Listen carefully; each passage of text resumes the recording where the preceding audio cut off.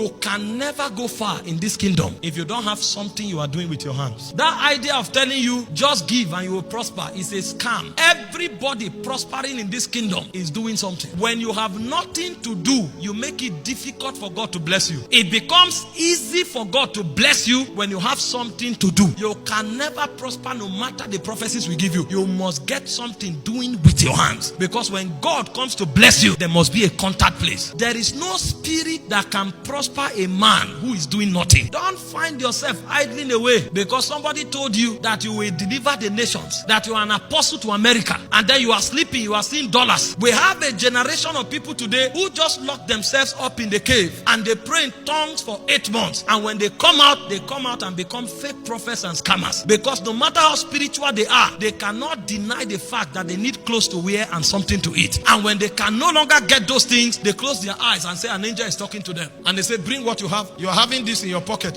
Bring it out. In Psalm 128 verse 2, it says, for thou shalt eat the labor of thy hands. It says, happy shall thou be, and it shall be well with thee. You will eat of the labor of thy hands. Prosperity does not begin and end with giving and receiving. You've got to work with your hands. Don't allow your destiny to be scammed. At old age, you will weep. In Proverbs 16 verse 3, it says, commit thy works unto the Lord, and thy thoughts shall be established. In Proverbs 21:25, it said, the desire of the slothful killeth him. It said, for his hands refuse to labor.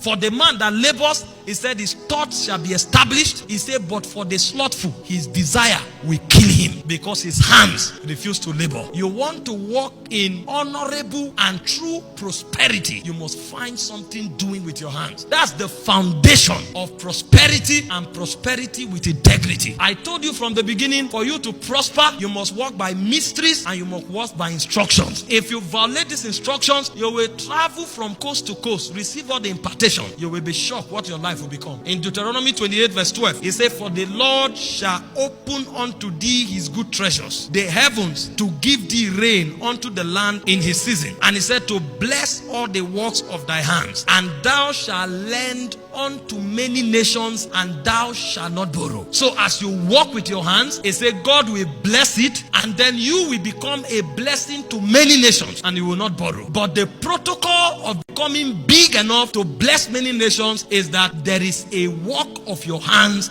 that God blesses. And so if there is no work you are doing, there is nothing God will bless. In Psalm 1 verse 3, the Bible said, and he shall be like the tree, that's the righteous, planted by the rivers of waters, that bringeth forth his fruit in his season. He said, his leaf shall not wither, and whatsoever he doeth, it shall prosper. And so if you are doing nothing, there is nothing that will prosper. When God wants to bless you, he looks out for the works of your hands. And so a man who works with his hands is a man that is assured of the blessings of God. This is not just for Christians. He said, I cause my rain to fall on both the good and the evil. It's a natural law. That's why the people of the world are working hard and working smartly, and they are making wealth in life, making riches, making money. You want to be part of those whose finances are established and who have dominion in the realm of finances. You must get something doing. The second way to prosper in this kingdom is by the covenant. God has a covenant of prosperity with his people. And the covenant he had with Noah is the covenant of exemption, that you will no longer be destroyed. And while you are yet being exempted, I will prosper you. And so he gave him a code for activating that covenant. He said, seed time and harvest, cold and heat, summer and winter